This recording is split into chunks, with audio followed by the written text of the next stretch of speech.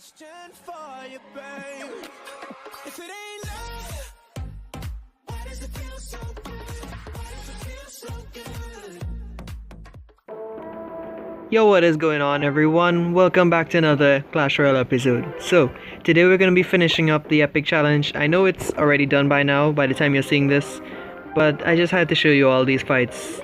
Again, I'm just trying to show you all these decks that I use and how you can take away from these fights and apply some skills that I might have used just to help you out a little bit in your own matches. So, you'll probably see some good cards that synergize together pretty well, like the Giant and Witch, which everyone knows about, or the Giant and Musketeer, the Miner and Musketeer, or the Miner and Princess. Yes, I know I'm using legendaries, guys, but if you can afford to either substitute or even use your own legendaries in your decks, they can work out pretty well. So I'm here to offer you as much advice as I can, and if you got questions, just leave a comment down below. I'm happy to help you all once I have the time. So we're fighting Lord Tino here, and he's running this really heavy all-air deck, and he has the pump, the balloon. He's got quite a few heavy cards. So I'm just defending cheaply. Now, when you're building a deck, I know that some cards you just really want to have, and you can't do without them. So if their total cost is averaging out to be a little too heavy, I'd advise rechecking the deck and what's really necessary. So our friend Lord Tino here, he makes the good call and defends the pump because that tower is really toast anyway.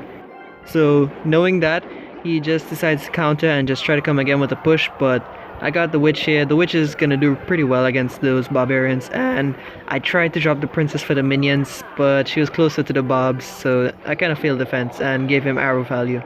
On the bright side, I placed her on the right side, which is not the side he was pushing on. So if you have to drop something important like a pump or maybe a troop that you know your enemy will just throw a spell at, deploy them on the side of the arena that's got the highest amount of HP. So yeah, you gotta keep trying these little tricks here, or I don't know. To me, they're simple. To a lot of you out there who are watching this, they're actually really simple, basic things that you normally practice in everyday life when playing Clash. But for those of you who are in the low arenas, just viewing these videos that I make here, you can really just try these out, and hopefully they'll serve you well when you're battling. Now, my mistake here is that I gave him value again by putting the Princess on the side he was pushing on, but I was just defending in the spur of the moment. You never really want to defend like that, honestly, but it's good to just change up your positions for stuff like an Inferno Tower. If you know they have minions and they're gonna screw up your Inferno Tower, just defend and change up the position. So like at the bridge, sometimes in front of your Crown Tower. It all boils down to how the match is really going and what do you think your opponent is really gonna do. So you have to try to predict them. Prediction is a good skill to practice, and you can apply that in any arena really. It's better to start early than later, so you can just have that skill at the tip of your fingers whenever you need to use it.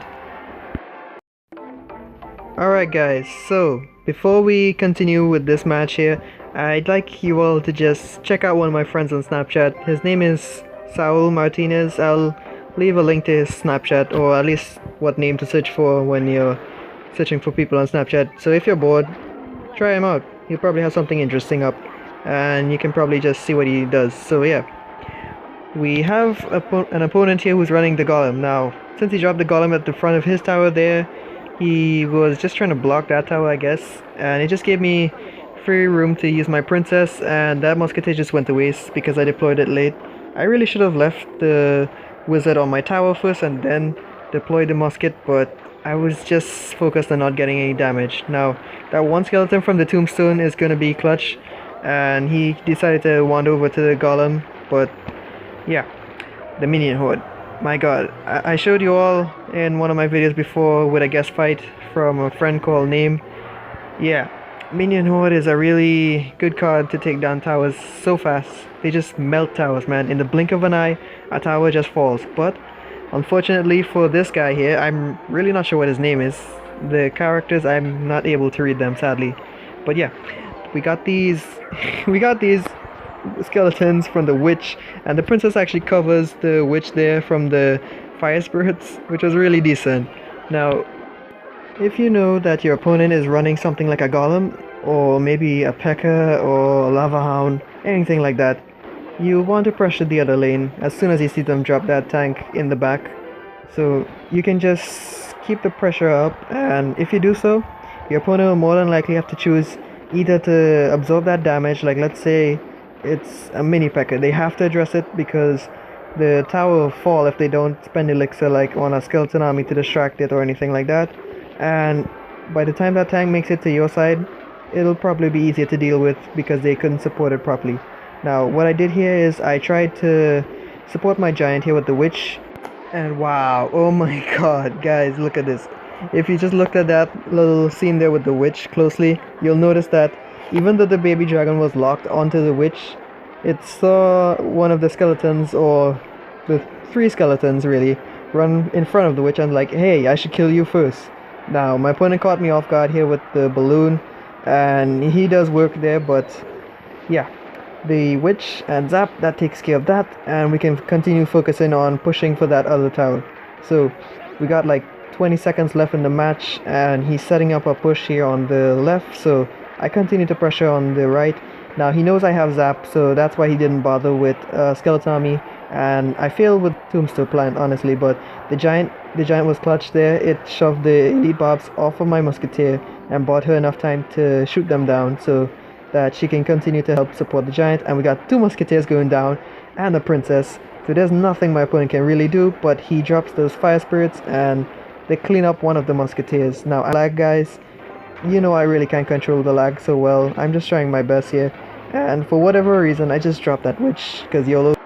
And now we're basically a zap and a miner, or just a miner really, away from taking this victory home, and my opponent is just really frustrated here. So what you guys want to do is just take your time when you're playing a match, especially in challenges like draft or the double elixir, any challenge really.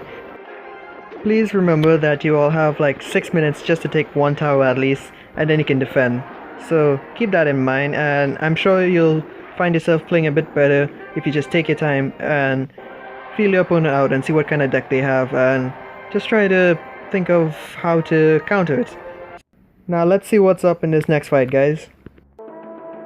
Alrighty guys, we're back here again, and now we're on my second account. Now I didn't finish the challenge on this account because time was against me, and I actually lost at 5 wins on my first go. And then, you know, my net lags a lot during the day. In fact, my net lags like right after 8 o'clock in the morning. So after that I basically can't battle, and it just sucks. But yeah, as I entered this challenge here, I decided to use my usual deck on this account, and it's a really good deck.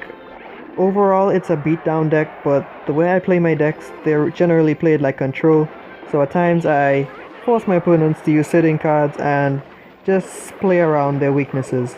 And this here guys, I'm fighting a cycle deck, the Hog Cycle deck. Now Hog Cycle is really annoying. You guys probably know about Hog Cycle just from your usual matches here. And look at this, the musketeer and the miner, they're just doing work. Honestly, like 1, 2, 3, how many shots can we get? Like 4 to 5. 5 shots from the musketeer I believe that was. And I'm gonna just drop this furnace on top of all of that just to keep applying pressure on Mike here from Mech Power. Now guys, the furnace is getting nerfed, the Electro Wizard is getting nerfed. I know all of this too well, and I'm crying right now. This is so sad. Honestly, I'm feeling this nerf already, even though it hasn't hit yet. I even leveled up my furnace to level 9 just yesterday. Now that really sucks for me, but I needed that level 9 furnace bad because every time I push really high on this account, I just keep bumping into these level 11s. Now this one day, my god, there were 8 level 11s in a row. I fell straight from one match away to Legendary Arena, all the way down to like 3,400, 3,300. It was just horrible guys, it was really horrible.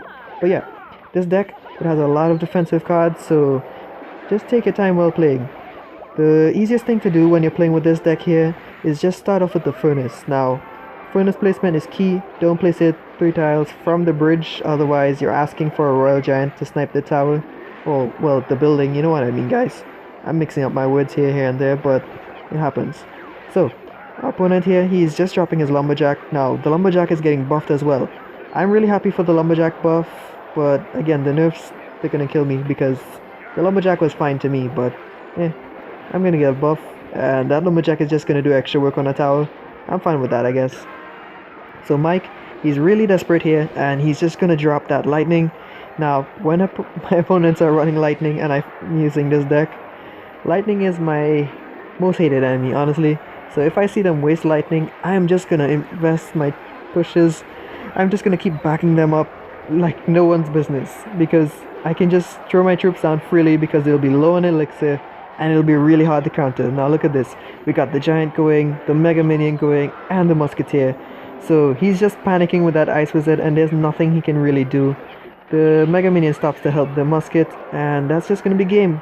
So I hope you all are liking these videos so far. It just means so much to me that you guys are here, and we're almost at 200 subscribers, guys. We're really going places now.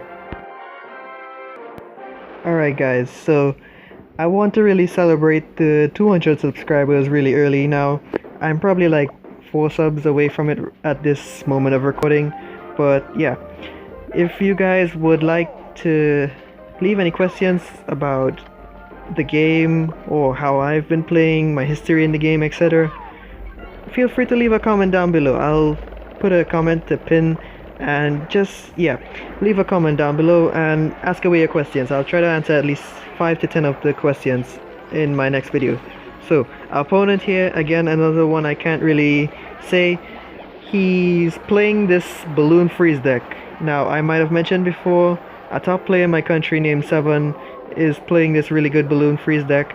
Balloon Freeze is deadly, guys. You gotta be on edge so much.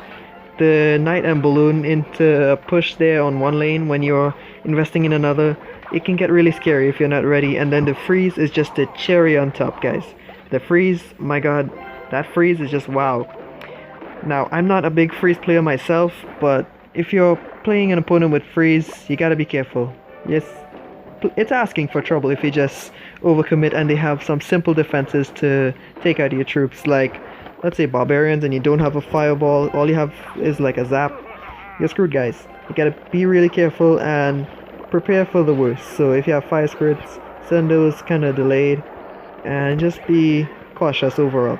So opponent, his twist to the Balloon Cycle deck is actually a Barbarian Hut, and it's an interesting choice. Bob Hut is not my favorite card, but I'm not gonna lie, Bob Hut is a good card. And guys, look at this Mega Minion. The reason why I'm using Mega Minion is because it's a freaking flying mini P.E.K.K.A. Who doesn't want a flying mini P.E.K.K.A. on their enemy's towers, right? So, Giant and the flying mini P.E.K.K.A. or the Mega Minion, it's a really good combo. So, if you're using this deck and you're having much success with it, let me know. I'd be happy to help you all if you're having trouble. Again, leave a comment if you're just struggling to use the deck, or maybe you're struggling to fight a certain type of deck with this deck. Yeah. So I'm just gonna kite that Mega Minion there, and now that he sends his log, it's actually really late, and the Fire Spirits are just gonna cancel out the Bob Hut. If you're playing Furnace and you see your opponent has a Bob Hut, think of just using the Furnace to weaken those waves of Bobs, and it's gonna work out pretty well in your favor.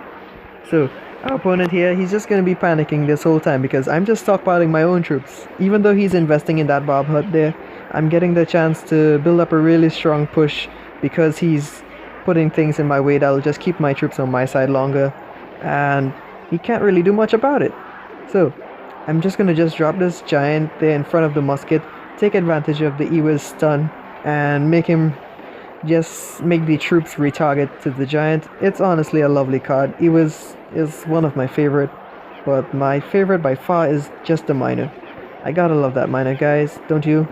So I hope you all really enjoyed the fight today. There's not much my opponent can do at this point, and he's just gonna arrow it away, I guess, and he's just really mad.